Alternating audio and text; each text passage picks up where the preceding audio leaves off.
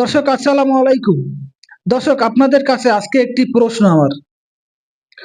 আপনারা গতকালকে ময়মনসিংহের ভালুকায় যে একজন হিন্দু সম্প্রদায়ের একজন ব্যক্তিকে হযরত মুহাম্মদ সাল্লাল্লাহু আলাইহি সাল্লামকে নিয়ে কটূক্তি করার অভিযোগ উঠিয়ে তাকে যে নৃশংসভাবে হত্যা করা হয়েছে, এটি আসলে কতটুকু যৌক্তিক?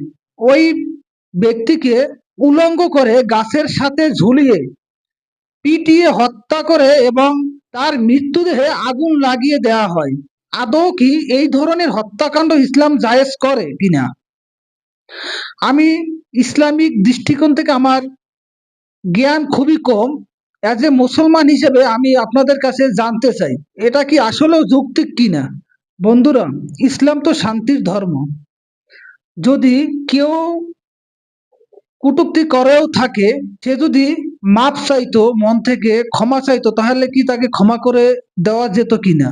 আমরা তো জানি ক্ষমার যে দৃষ্টান্তটা সেটি ইসলামে গুরুত্ব অনেক বেশি। তবে কিন্তু তার যে বক্তব্য সেটা কিন্তু সত্য মিথ্যা যাচাই হয় নাই।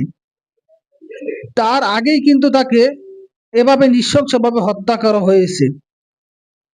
আপনারা যারা এই বিষয়টি ভালোভাবে জানেন, তারা প্লিজ আমাকে একটু কমেন্টে বলবেন যে তার এই মৃত্যুটা আসলে ইসলাম